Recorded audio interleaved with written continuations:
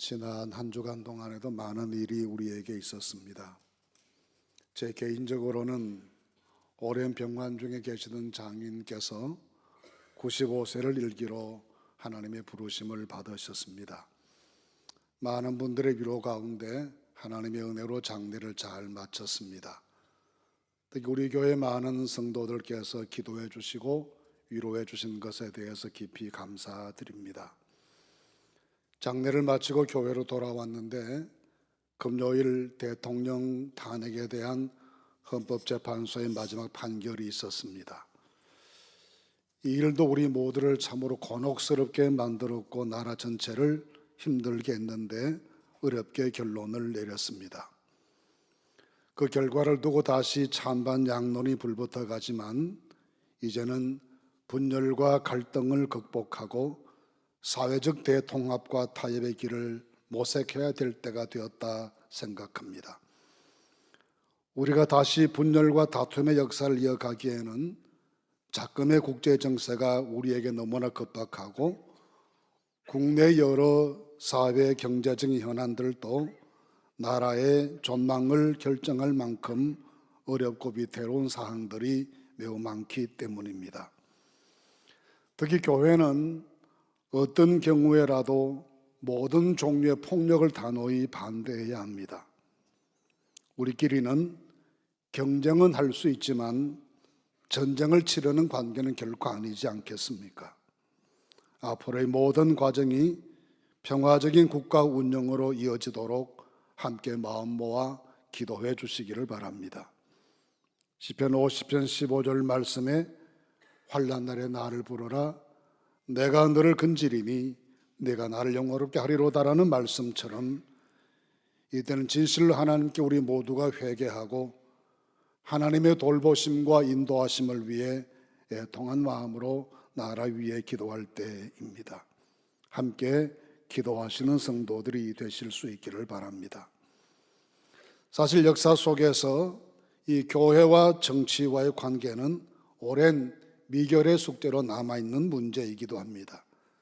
지나치게 외면하면 역사에 대한 무관심이 될 수 있고 지나치게 개입하면 교회가 정치와 이념의 도구로 전락하게 되고 한편에 서게 되면 다른 편의 적대감에 직면하게 되어서 선교의 기회를 잃어버릴 염려가 많기 때문입니다.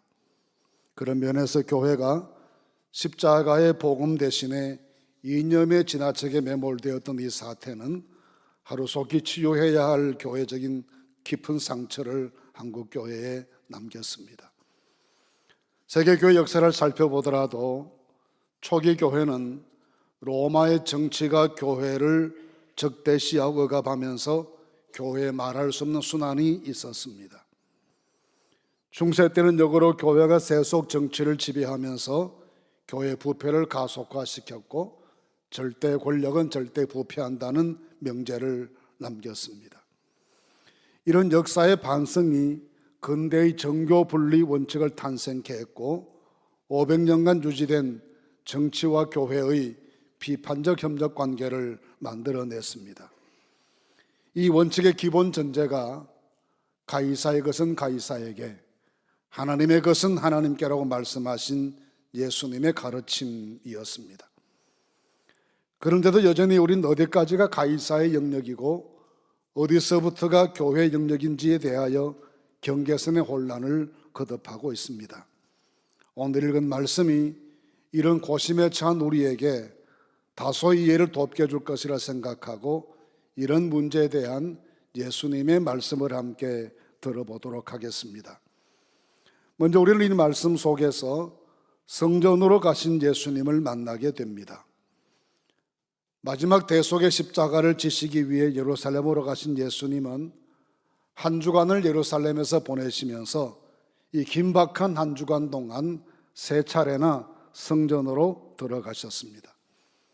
11절 말씀에 예수께서 예루살렘에 이르러 성전에 들어가사 모든 것을 둘러보셨다 하였고 15절에는 그들이 예루살렘에 들어가느라 예수께서 성전에 들어가셨다라고 했고 27절에도 그들이 다시 예루살렘에 들어가느라 예수께서 성전에서 거니실 때에 라고 했습니다.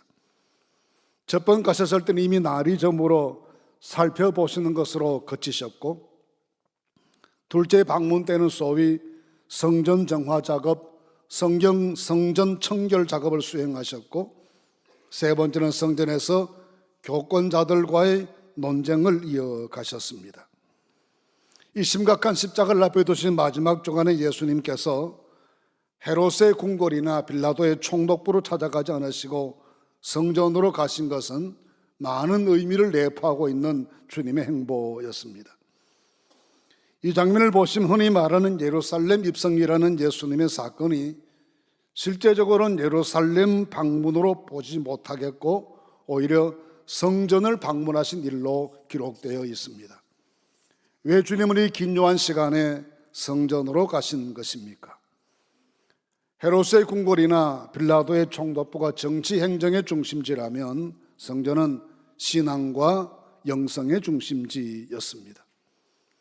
때문에 성전의 변질과 부패는 신앙과 정신의 타락과 부패였기 때문에 더 깊은 근원적인 문제였고 가장 심각한 문제일 수밖에 없었습니다. 때문에 예수님은 문제의 핵심 지역으로 접근해 가신 것입니다. 평소에도 예수님께서는 당시의 정치권을 향하여 비판적인 발언을 하신 경우가 흔치 않습니다. 헤롯이 당신을 암살할 계획이 있다고 누군가가 보고했을 때에도 주께서는 그를 여우라고 지칭하시면서 그러므로 나는 내 갈 길을 가서 사흘 후에 죽을 것이다 라고 말씀하셨습니다.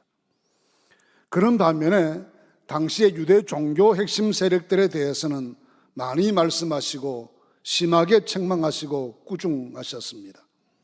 그래서 갈등이 점점 더 격화되어 갔습니다. 마가복음 3장 6절 말씀에 예수께서 안식일 규정을 어겼다는 것 때문에 바리새인들이 나가서 곧 헤롯 왕과 함께 어떻게 하여 예수를 죽일까 의논하니라 했습니다. 초기부터 일반 민중들은 가시는 곳마다 인생 니네를 이루고 예수님께 열광적인 지지를 보냈지만 당시에 종교 권력을 가졌던 사람들은 처음부터 예수님을 경계했고 갈수록 반대를 강화하고 구체화시켰습니다. 이에 대해 예수님께서 유대의 교권자들에 대한 비판도 더 날카로워지셨고 충돌은 점점 더 절정으로 치닫게 되었습니다. 이 첨예한 대립 상황에서 마지막 주간을 맞이하시면서 주님께서는 유대 종교의 심장부인 성전을 3번이나 찾아가십니다. 이것은 성전을 중심으로 한 유대 종교의 현실을 점검하시고 변화를 요구하시면서 이스라엘의 영적인 갱신을 가장 핵심적인 문제로 제시하기 위함이었습니다. 성전의 개혁, 영적 쇄신이 없이는 이스라엘과 온 세계에 희망이 없음을 말씀하신 것입니다. 우리나라에 처음 오시던 선교사들의 보고서에 보시면 재미있는 이야기들이 많이 기록되어 있습니다. 그 중에 어느 선교사님에게 교인 한 분이 당신이 선물했던 벽시계의 시침과 분침을 빼서 들고 왔습니다. 이 침들이 돌아가지 않으니 이 침을 고쳐달라는 것입니다. 시계침이 돌지 않으면 그 침이 고장난 것이겠습니까? 정치가 고장나고 교육이 고장나고 세상 전체가 양극화로 몸살을 앓으면 이것은 눈에 보이는 정치 경제의 문제가 아닙니다. 인간 내면의 욕심의 문제이고 부패한 양심의 문제이고 우리 모두가 마음에 하나님 두기를 싫어하는 악하고 교만한 인간 영혼의 문제입니다. 마지막 주간에 성전에 3번씩이나 들어가신 예수님께서 오늘 우리에게 하시는 말씀이 무엇이겠습니까? 교회만 잘하면 괜찮다. 성도들이 제대로 살면 다 좋아진다. 백성들의 영혼이 갱신되고 회개하면 모든 일 문제 없어진다. 그 말씀을 우리에게 하시는 것 아니겠습니까? 그러니 성전으로 가시는 예수님을 심지어는 그를 지지했던 군중들도 좋아하지 않았습니다. 11장 1절 말씀이야 예수님께서 나귀 타시고 예루살렘으로 들어가시는데 많은 백성들이 나와서 열렬히 환영하고 호산나 찬송을 온 도시에 가득 울려 퍼지도록 불렀습니다. 그런데 11절 말씀해 보시면 성전에 출입하시는 예수님께는 열두제자만 쓸쓸하게 수행할 뿐입니다. 군중들의 생각에도 성전에 가시는 것은 그들의 희망사항이 아니었습니다. 실망스러운 조치였고 예수님께서 방문의 좌표를 잘못 찍으신 것으로 생각하고 모두 떠났습니다. 그들의 생각에 문제는 정치에 있었고, 문제는 외세 억압에 있었고, 로마 식민지에 있었다고 생각했지 민족 내부의 일들이 이 사회의 문제라고 생각하지 못했습니다. 더구나 성전이 문제라고는 누구도 생각하지 않았습니다. 단지 자랑스럽고 영광스럽게 여겼을 뿐입니다. 그런데 예수님의 생각은 달랐습니다. 누가복음 21장 5절 6절 말씀에 누군가 성전의 아름다운 것을 주님께 말씀드렸을 때 주님은 너희 보는 이것이 돌 위에 돌 하나도 남지 않고 다 무너지게 될 것이다 라고 말씀하십니다. 이것은 성전을 중심으로 이스라엘 종교 상황에 중대한 문제가 있고 그 미래가 암울하다는 것을 암시하신 말씀입니다. 그래서 예수님은 세 차례나 성전 출입하면서 너희 신앙이 가장 기본적인 문제이다, 영적인 문제가 있다, 성전 자체가 문제이다, 여기서부터 변화되어라고 요구하시는 것입니다. 먼저 우리 심령을 살펴야 하고 세상을 비판하기 앞서 우리 스스로를 돌아보아야 하고 교회의 내적 정결 상황을 점결해야 된다는 말씀입니다. 어느 나라든지 어느 문명권이든지 몰락할 때에는 외부의 침공이 문제가 아니라 내부의 부패와 분열이 심각하게 진행되었고 이를 극복할 지도력이 부재했다는 것이 정설입니다. 예일대학의 에이미 초아라는 교수는 제국의 미래라는 저서에서 특히 역사에서 종교가 관용과 포용을 거부할 때 가장 심각한 사회적 혼란이 생겨났다고 지적했습니다. 모든 문제는 내부에 있었고 그 문제의 핵심을 종교에 변질해서 그는 발견했던 겁니다. 때문에 주님은 오늘도 성전으로 찾아오십니다. 주님께서는 교회로 찾아오십니다. 교회가 살아야 된다고 말씀하십니다. 교회가 새로워져야 된다고 말씀하십니다. 우리 영혼의 정결과 영적 자세를 점검하고 바른 신앙 터전 위에 새롭게 세워질 것을 요구하시는 것입니다. 긴박했던 순간에 성전 찾아가신 주님은 이 어려운 시기에 교회를 찾아오셔서 우리를 만나시고 우리에게 말씀하여 주십니다. 그러면 찾아오신 주님은 무엇을 원하고 무엇을 요구하시는 것입니까? 두 번째 성전 가셨을 때 주님께서 하신 일이 15절과 16절에 기록되어 있습니다. 그들이 예루살렘에 들어가니라. 예수께서 성전에 들어가서 성전 안에서 매매하는 자들을 내쫓으시며 돈 바꾸는 자들의 상과 비둘기 파는 자들의 의자를 둘러보시며 아무나 물건을 가지고 성전 안으로 지나다님을 허락하지 아니하셨다 했습니다. 흔히 말하는 성전 정화, 성전 청결 사건입니다. 이 말씀 속에서 우리 예수님께서 세 가지 문제를 지적하고 계심을 만나게 됩니다. 먼저 성전 안에서의 영업행위였습니다. 성전에서 동물을 판매하는 것은 제사에 사용할 수 있기 위해서 흠없는 제물을 제공하기 위한 조치에서 시작되었습니다. 그러나 나중에는 터무니없는 가격으로 폭리를 취하고 그 과정에 성전 당국은 막대한 수수료 수입으로 이득을 챙겼습니다.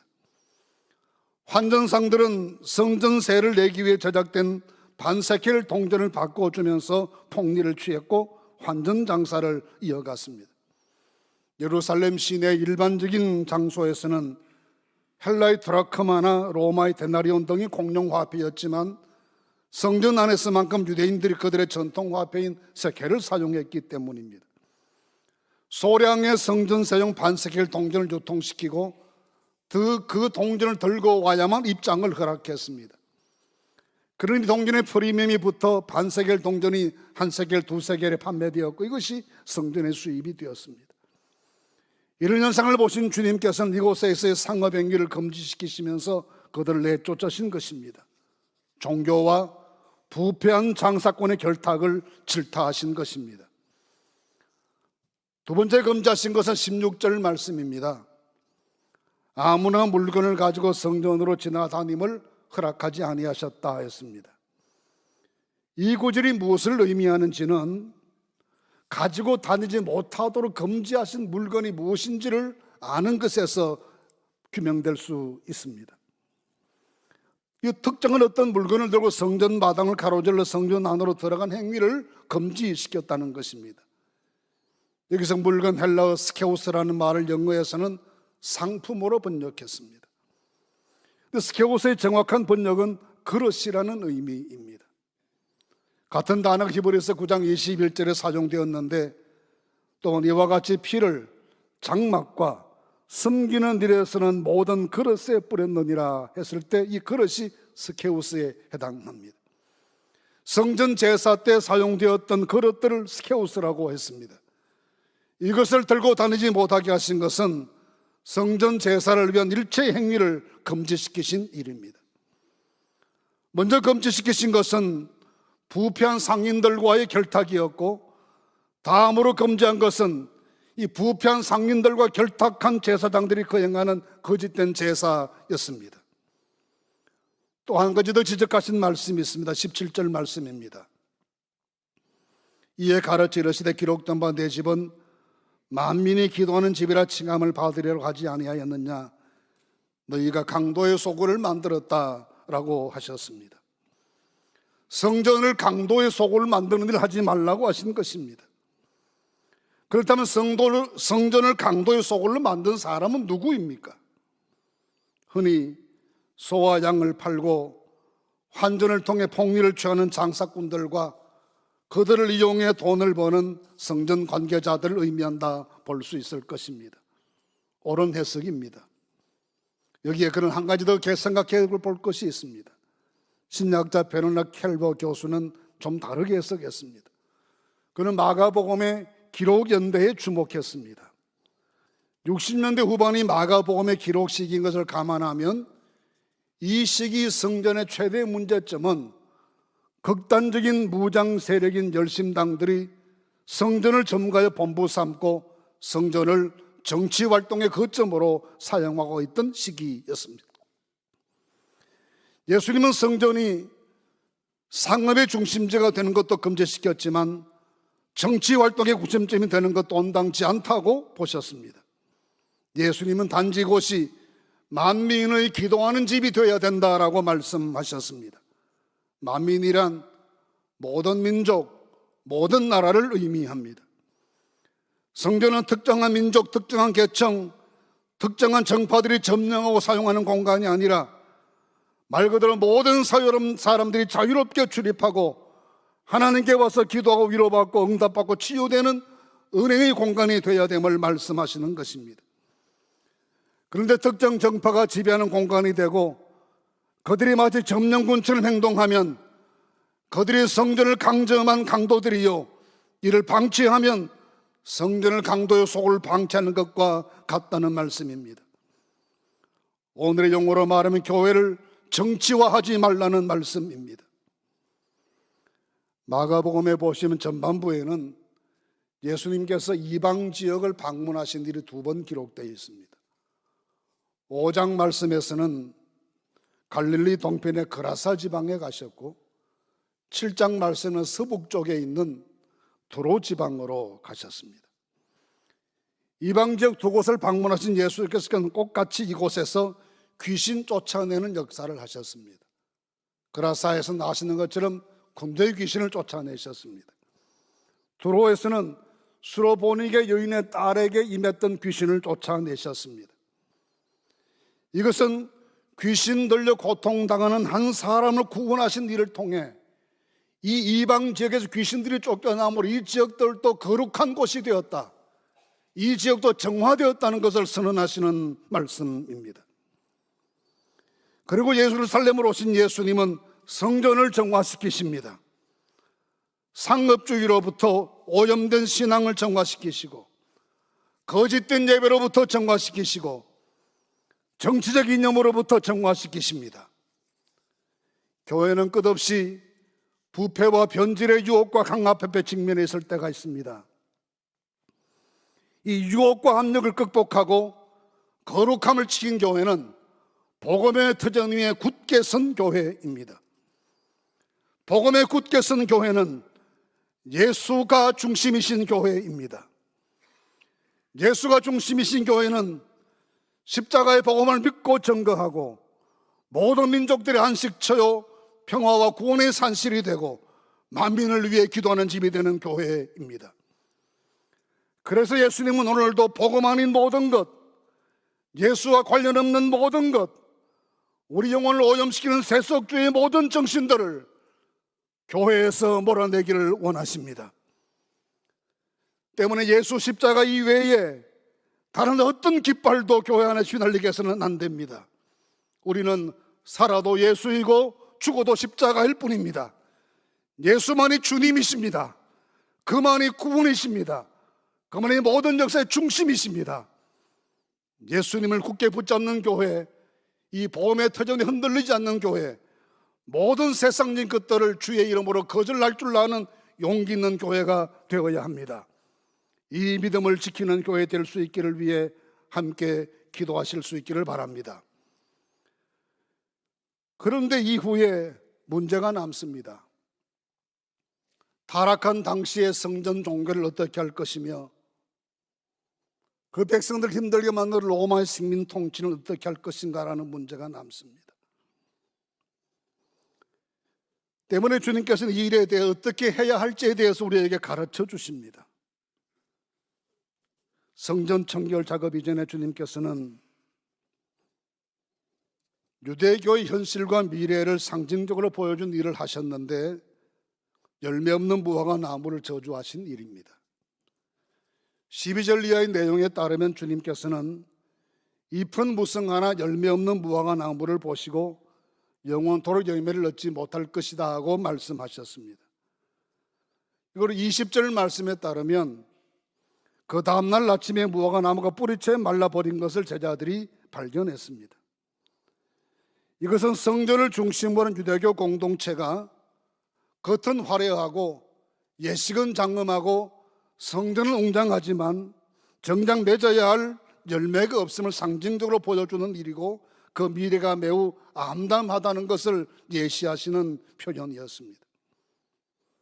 27절 이하 말씀해 보시면 예수님 세 번째로 성전에 가셨을 때 주님께서는 어제의 성전 정화 청결 작업에 대해서 다소라도 반성하고 회개하는 모습을 보이고 개선의 조치들을 기대하셨을 것입니다.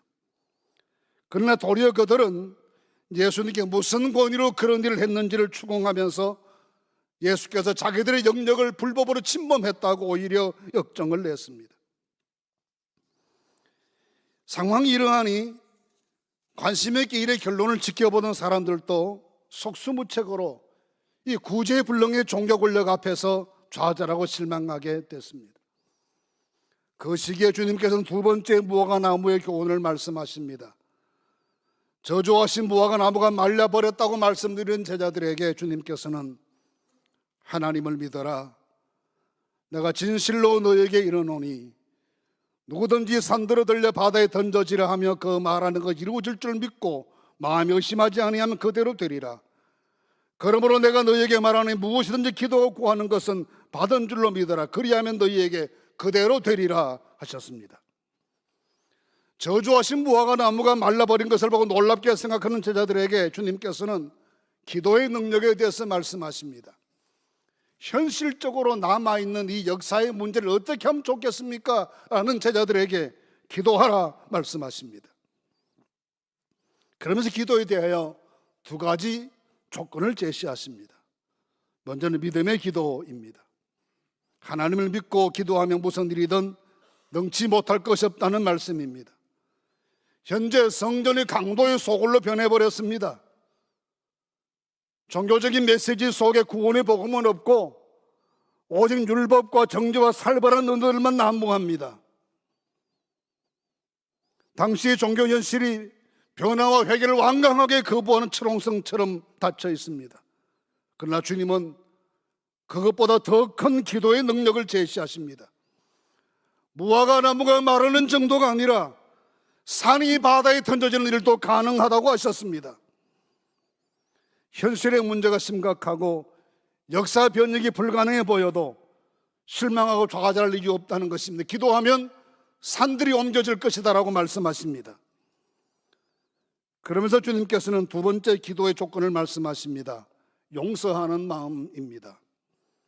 25절 말씀에서 이렇게 말씀하십니다. 서서 기도할 때 아무에게나 혐의가 있거든 용서하라. 그리하여 하늘에 계신 너희 아버지께서도 너희 허물을 사하여 주시리라 했습니다. 기도하는 사람은 누구를 미워하거나 원망하거나 가슴 속에 복수의 칼을 품거나 폭력적인 은행을 일삼으면서 기도할 수는 없습니다. 용서와 사랑과 긍휼과 평화와 자비의 마음을 품어야 이것이 기도의 전제 조건이라는 말씀입니다. 정죄와 심판은 하나님께 속한 것인 하나님께 맡기고 우리는 용서하고 사랑하고 평화롭고 온유한 마음으로 기도해야 하나님 들으신다는 말씀이었습니다. 이후에 주님께서는 성전을 강도의 소굴로 타락시켜버린 그들의 죄까지도 모두 짊어지시고 십자가에 달리십니다. 끝내 예수님이 십자가형을 주도하며 쾌제를 부르던 그들을 용서해 주시기를 피 흘리며 기도하셨고 그 생명을 다 바치신 다음 다 이루었다고 선포하십니다. 그리고 우리에게도 용서하고 기도하라고 가르치십니다. 서로 용서하고 서로 십자가 지면 세상이 바뀐다는 것을 주께서 몸소 보여주시는 것입니다. 정죄와 칼과 폭력은 해법이 아닙니다. 하나님을 믿고 기도하는 것이 우리의 의무이고 사랑하고 용서하는 것이 하나님의 해법인 것을 기억해야 합니다. 하나님은 무화과 나무를 말씀 한마디로 마르게 하십니다. 산을 바다에 옮기시는 분이시며 마른 광야에 시내를 만드시고 바다 속에 길을 만들어 주시는 분이십니다. 그래서 믿고 기도하고 하나님만 의뢰하고 주님께만 소망을 두어야 합니다. 그리하면 산이 옮겨지게 하시는 주님의 역사가 우리와 함께 할 것입니다. 과거는 과거입니다. 그리고 과거는 역사입니다. 변경 불가능한 역사입니다. 그러나 어제 일이 과거이지만 그 어제의 과거가 역사의 종결은 아닙니다. 역사는 계속 이어지는 것입니다. 그러므로 하나님을 믿읍시다. 그리고 기도합시다. 하나님께 맡깁시다. 우리가 걱정하는 산이 옮겨지는 기적을 기도하는 우리에게 선물해 주실 줄로 믿습니다. 성전으로 가신 주님은 우리에게 교회만 살아있으면 괜찮다, 교회가 제대로 하면 문제가 풀려간다, 먼저 스스로를 살펴라, 성결해져라, 기도해라, 그렇게 말씀하십니다. 먼저 우리를 살피고 세상의 변화를 요구하기 전에 우리 스스로의 변화를 추구해 나가고 세상을 평가하기 전에 우리 스스로를 돌아보십시다. 누구를 탓하기 전에 우리가 먼저 용서와 사랑을 실천해 나가십시다. 민족의 십자가를 함께 기도하십시다. 그리하시면 하나님께서 우리에게 은혜를 베풀어 주실 줄로 믿습니다. 성전으로 가셨던 주님, 오늘 우리 교회로 찾아오십니다. 우리를 돌아보게 하십니다. 우리를 각성시키십니다. 우리의 기도가 살아나기를 희망하십니다. 이 주님의 뜻을 받드시는 모든 성도들이 되실 수 있기를 간절히 바랍니다.